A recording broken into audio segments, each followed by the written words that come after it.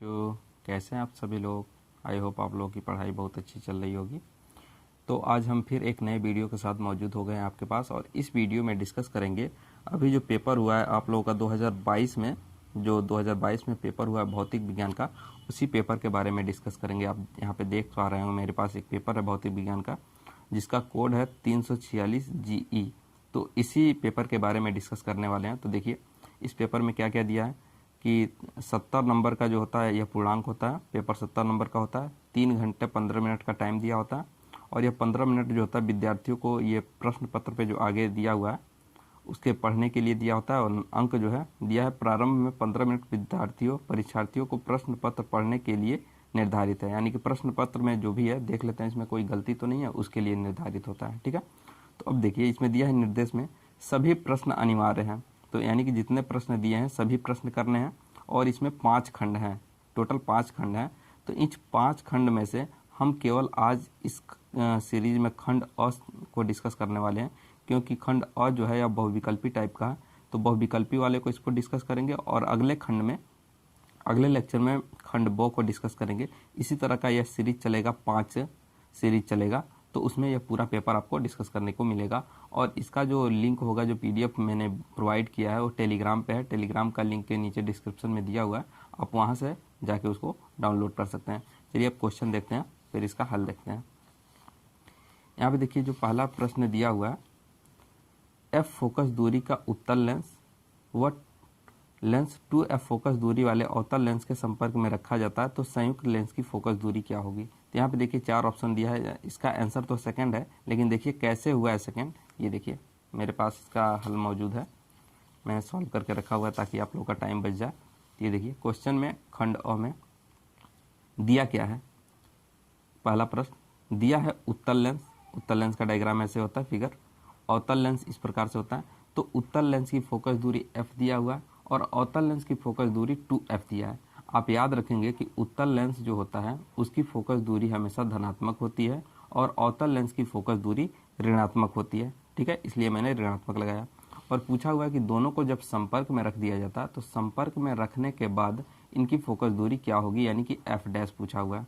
तो यहाँ पे इसका जो सूत्र होता है, ये फार्मूला होता है। इस फार्मूले में आप जब वैल्यू रखेंगे, F1 की वैल्यू यहाँ से उठा के यहाँ पे रखेंगे, और F2 की वैल्यू ये वाली उठा के यहाँ पे जब रखेंगे, और सॉल्व करने के बाद से आपका आंसर जो आएगा F' बराबर 2F आ जाएगा।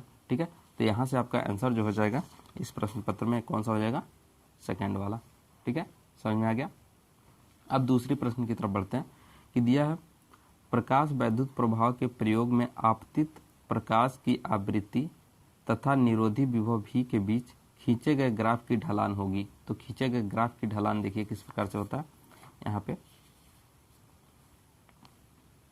ये देखिए, तो दिया हुआ है आवृत्ति, प्रकाश की आवृत्ति और निरोधी विभव, और पूछा हुआ है इन दोनों के बीच के ढलान की बताइए। तो इसका जब ग्राफ देखते हैं तो यह निरोधी विभव होता है और यह आवृत्ति होता है। तो इनके बीच का ग्राफ इस प्रकार से आता है। ठीक है, और इसमें जो ये ढलान दिख रहा है, ढलान यानी कि ये वाली ढलान जो दिख रही है, इसी को स्लोप बोला जाता है, और बराबर tan थीटा होता है। और इसको जब सॉल्व करते हैं तो H/E आता है। और इसका सॉल्व कैसे करते हैं, ये देखिए, यह होती है निरोधी विभव। ठीक है, निरोधी विभव में यानी कि इसको आप बोल सकते हैं काइनेटिक एनर्जी, गति ऊर्जा जो होती है उसी को वैसे निरोधी विभव आता है। और यह होती है टोटल प्रकाश की ऊर्जा, और यह होता है वर्क फंक्शन यानी कार्यफलन। कार्यफलन का मतलब होता है कि किसी, जैसे ये धातु की पृष्ठ है और यहाँ पे जैसे इलेक्ट्रॉन प्रकाश गिरता है तो प्रकाश गिरने के बाद से इसमें से इलेक्ट्रॉन बाहर निकलते हैं, जिसको प्रकाश विद्युत प्रभाव कहते हैं। लेकिन इलेक्ट्रॉन को निकालने के लिए जो इलेक्ट्रॉन का उत्सर्जन हुआ है, तो इस इलेक्ट्रॉन को निकालने के लिए जो ऊर्जा दी जाती है उसको बोलते हैं कार्यफलन। तो यहाँ से जब सॉल्व करेंगे तो देखेंगे तो ये आपका आंसर आ जाएगा। ठीक है, तो इस पेपर में अगर देखते हैं तो पेपर में कौन सा आंसर हो जाएगा, आंसर नंबर 3 हो जाएगा। ठीक है, अब बढ़ते हैं अगले क्वेश्चन की तरफ, गो वाले में। तो ये देखिए गो वाला जो दिया है इसको पूरा डायग्राम के माध्यम से वहीं पे बताते हैं।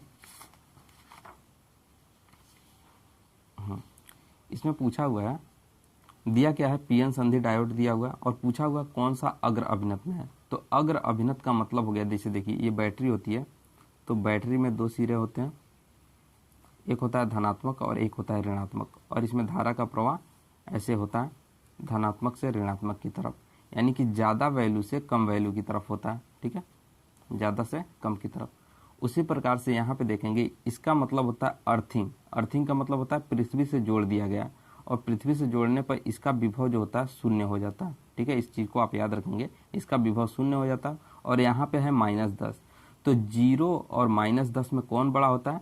तो 0 बड़ा होता है, क्योंकि ये निगेटिव में है। देखिए पहले मान लीजिए 1 आता है, फिर 0 आता है, फिर -1 आता है।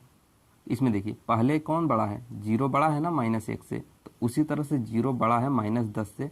तो यहाँ पे जब देखेंगे तो यहाँ पे धारा का प्रवाह आसानी से हो जाएगा। तो यह होगा अग्र अभिनत में। ठीक है, अग्र अभिनत। तो आपका आंसर जो होगा फर्स्ट हो जाएगा, अग्र अभिनत। बाकी को भी चेक कर लेते हैं। यहाँ पे 0 है और यहाँ पे जो है -10 है, लेकिन यहाँ पे जो ये डायोड लगा हुआ है, पीएन संधि डायोड, यह उल्टे डायरेक्शन में लगा है, ये तीर के समान नहीं लगा हुआ है, तो इसलिए इसको यहाँ पे रोक देगा, तो इसमें धारा का प्रवाह नहीं हो पाएगा। तो यह हो जाएगा पश्च अभिनत में। उसी तरह से ये 2 वोल्ट है, ये -5 वोल्ट है, तो ज़्यादा वैल्यू से कम वैल्यू की तरफ जाना चाहिए, लेकिन ये बैटरी जो पीएन संधि का जो डायोड है ये उल्टा लगा हुआ है, तो यहाँ पे भी पश्च अभिनत हो जाएगा। और यहाँ पे देखेंगे ये 0 है और ये +10 है, तो 0 से +10 यानी कि हाई से लो में जाना चाहिए। ठीक है, यहाँ पे लो से हाई में दिखा रहा, तो यहाँ पे भी नहीं जा पाएगा, तो इसलिए ये भी गलत है। तो क्या हो जाएगा आपका आंसर? पहला हो जाएगा। ठीक है, अब देखते हैं अगला प्रश्न क्या है। अगला प्रश्न जो दिया हुआ था पेपर में, अगला प्रश्न था, हाँ, 2 बिंदु आवेशों के बीच, देखिए 2 बिंदु आवेशों के बीच F न्यूटन स्थिर वैद्युत बल कार्य करता है। यदि दोनों आवेशों को परावैद्युतांक के माध्यम में रख दिया जाए तब बल क्या होगा? तो देखिए इसको कैसे देखेंगे। दिया हुआ है कि 2 बिंदु आवेशों के बीच बल F लग रहा है और पूछा है परावैद्युतांक में रखने पर बल F' का मान कितना होगा। तो नॉर्मली निर्वात में रखने पर, जहाँ पे कोई माध्यम नहीं होता, तो यह कूलाम के नियम से ये फार्मूला आता है। और जब किसी माध्यम में रख देते हैं तो माध्यम का परावैद्युतांक के नीचे हो जाता है, ऐसे लिख दिया था, तो फार्मूला ये होता है। और जब इन दोनों को सॉल्व करके ऊपर नीचे डिवाइड करते हैं तो यहाँ से आपका आंसर निकल के आ जाता है, और यहाँ से ऑप्शन नंबर आपका होगा 4 सही हो जाएगा। ठीक है, अगला प्रश्न देखते हैं। अगला प्रश्न है कि L लंबाई के तार को वृत्ताकार कुंडली में मोड़ा जाता है। कुंडली में वैद्युत धारा I प्रवाहित करने पर केंद्र पर उत्पन्न चुंबकीय क्षेत्र होगा। 4 ऑप्शन दिए हुए हैं, तो देखिए क्या होगा इसका आंसर। ये दिया हुआ है, एक तार है, इस तार की लंबाई जो है L है। ठीक है, तार की लंबाई कितनी है? L है, और इसको मोड़ करके एक गोला बनाया गया है। ठीक है, और पूछा गया है कि इसमें जब धारा I प्रवाहित करेंगे तो इसके केंद्र पर चुंबकीय क्षेत्र कितना उत्पन्न होगा। तो चुंबकीय क्षेत्र का मान बताना है। तो देखिए इसके लिए फार्मूला होता है या सूत्र होता है B = μ0/4 पाई I/r और थीटा। तो देखिए पूरे गोले के लिए जो थीटा की वैल्यू होती है वह 2 पाई होती है। 2 पाई का मतलब कितना हो गया? 360 डिग्री। तो वही थीटा के जगह पर 2 पाई रख देंगे, और यहाँ पे जो लंबाई है तो इसकी टोटल परिधि कितनी हो, क्योंकि यही तार मोड़ करके यहाँ पे इसको गोला में किया गया, तो इसकी परिधि बराबर हो जाएगी L = 2 पाई r, उसके बराबर। तो यहाँ से r की वैल्यू निकालेंगे तो 2 पाई को नीचे भेज देंगे, और इस फार्मूले में जब रखेंगे तो सॉल्व करेंगे तो आपका आंसर ये आ जाएगा। और पेपर में देखेंगे अगर, तो पेपर में कौन सा ऑप्शन हो जाएगा? ऑप्शन नंबर फर्स्ट सही हो जाएगा। ठीक है, अगले प्रश्न पे पढ़ते हैं। अगला प्रश्न में दिया हुआ है, यदि λ1, λ2, λ3 क्रमशः दृश्य प्रकाश, एक्स किरण, सूक्ष्म तरंगे को निरूपित करती हैं, तब कौन सा ऑप्शन इसमें सही है? तो इसमें आपको तरंगदैर्घ्य का क्रम बताना है। तो देखिए यहाँ पे क्वेश्चन में देख सकते हैं, यहाँ पे जितने भी बन सकते हैं तो मैंने आपको बना दिया है सभी, क्योंकि इससे ज़्यादा आपका क्वेश्चन नहीं पूछा जाता किसी भी बोर्ड एग्जाम में। तो दिया हुआ दृश्य प्रकाश के लिए λ1, एक्स किरण के लिए λ2, सूक्ष्म तरंग के लिए λ3 यानी तरंगदैर्घ्य का वैल्यू दिया, और पूछा है तरंगदैर्घ्य का क्रम क्या होगा। ये देखिए टोटल जितने भी तरंगदैर्घ्य से क्वेश्चन पूछे जाते हैं यहाँ पे है, सबसे पहले आता है गामा किरण, उसके बाद से एक्स किरण, पराबैंगनी, दृश्य प्रकाश, औरत प्रकाश, सूक्ष्म तरंग और रेडियो तरंग। ये सब तरंगे का वैल्यू दिया हुआ है। और यहाँ पे जब देखेंगे तो जो गामा किरण होती है इसकी ऊर्जा सबसे ज़्यादा होती है, और जिसकी ऊर्जा ज़्यादा होती है उसकी तरंगदैर्घ्य कम होती है। तो सबसे कम तरंगदैर्घ्य यह गामा किरण की होती है, उससे थोड़ा ज़्यादा एक्स किरण की, उससे ज़्यादा पराबैंगनी की, उससे ज़्यादा दृश्य प्रकाश, उससे ज़्यादा अवरक्त प्रकाश, उसके बाद सूक्ष्म प्रकाश, और सबसे ज़्यादा जो होती है तरंगदैर्घ्य रेडियो तरंग की होती है। लेकिन आपके क्वेश्चन में बस 3 का वैल्यू दिया हुआ है, इसका, इसका और इसका। तो इसमें सबसे आगे कौन दिख रहा है? सूक्ष्म तरंग। सूक्ष्म तरंग यानी कि λ3, सूक्ष्म तरंग यानी λ3, तो सबसे ज़्यादा तरंगदैर्घ्य λ3 का होगा। उसके बाद से है दृश्य प्रकाश। दृश्य प्रकाश यानी कि दृश्य प्रकाश देखेंगे तो λ1 हो जाएगा। और उसके बाद से होता है एक्स किरण। एक्स किरण का सबसे कम वेवलेंथ होगा, तरंगदैर्घ्य होगा सबसे कम, तो यहाँ पे एक्स किरण। तो इस तरह से सब आंसर अगर देखेंगे तो पेपर में आपका आंसर नंबर कौन सा हो जाएगा? यहाँ पे चौथा हो जाएगा। ठीक है, चौथा सही आंसर है।